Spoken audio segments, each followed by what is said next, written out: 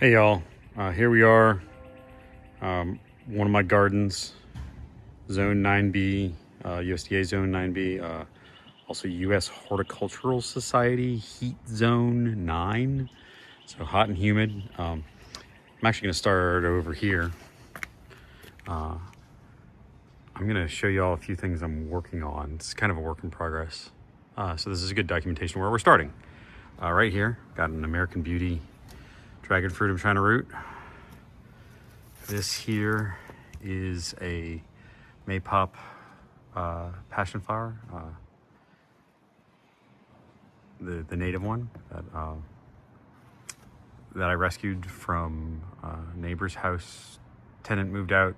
Landlord decided to keep mowing down the vine anytime it popped up. So I'm gonna have this to cross-pollinate my other one, since my neighbors don't have any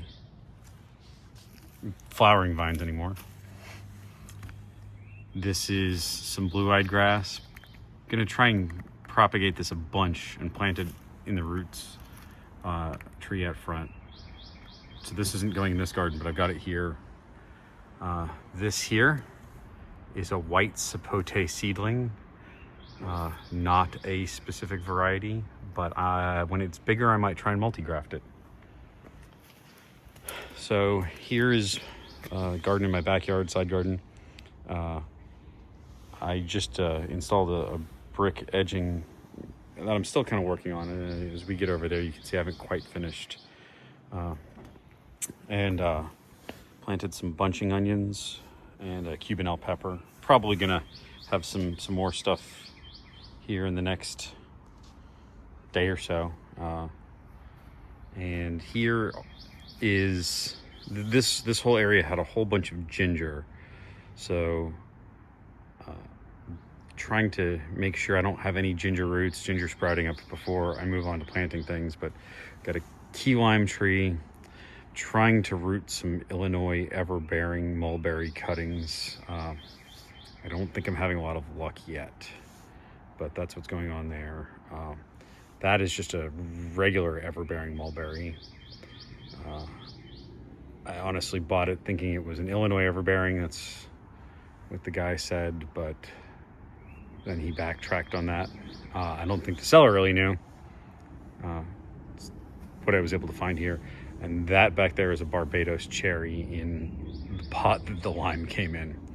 I have this space here, and then a few feet away, that space over there, that piece of iron fence there, I was thinking I might move to wherever I put the passion vine. I also have another piece over here and some metal fence stuff, all potentials for the passion vine. Passion vine might go in that corner there, and give it something to climb up right there. And then over here is mostly just hydrangeas in the front and camellias in the back.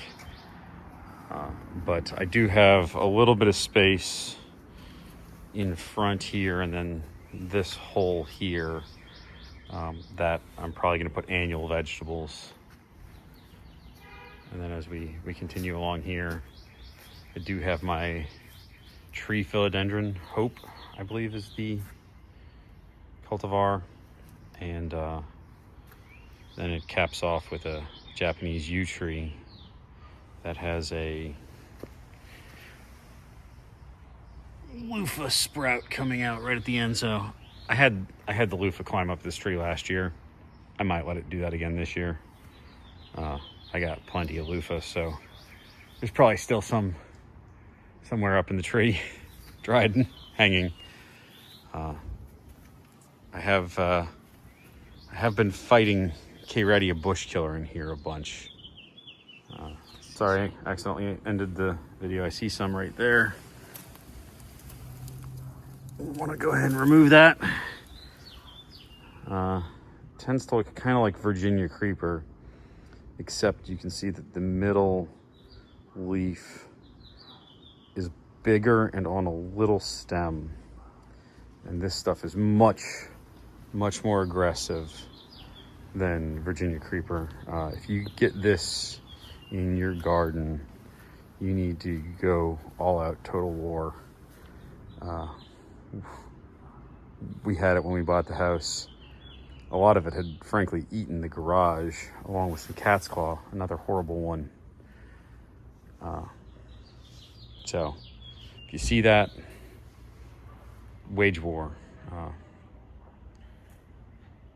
So that's where this garden stands. Not a lot to look at yet, but hopefully we will have some big changes coming soon. And probably gonna have 2 fruit trees here, one there and one. There's a kind of a big space behind that camellia there, and it can hang over the fence once it gets tall enough. So I know it's a little dense, but that's mostly because of this lower stuff here, and hopefully not even mature, a not baby juvenile, a pre-adolescent fruit tree should easily get over this stuff. That white sapote is really young, so it's a good one. I don't know if I could fit the mulberries here. They might have to go up front somewhere. And the Barbados cherry is not going to get enough sun here, so I think that's going to have to live out front somewhere. But that's where we stand right now. Yeah, I have this piece of fabric there because I've had problems where some of the trees I've had in this area rooted through the bottom of the pots because I didn't get them in the ground fast enough, because we're still working out where we want things. That they have the adage to buy the property and observe it for a year. Well, I've been observing this for years and years, and I still haven't decided everything. I keep buying new fruit trees, so things get moved around, and you kind of have to balance that with the adage that when's the right time to plant a fruit tree 10 years ago? When's the best time 10 years ago? When's the second best time now? Well, I get the trees. I don't want to not get them because of indecisiveness. So I get them, so I have them ready once we know the spot. They're ready to go in the ground. And that's one thing this year I'm focusing on, is the fruit trees, the things that take longer to begin bearing, such that you could start by planting annuals, but you can plant annuals every year. The longer I wait on this sort of stuff here, the longer it is. Other than that Barbados cherry, I think it'd be making fruit in a month.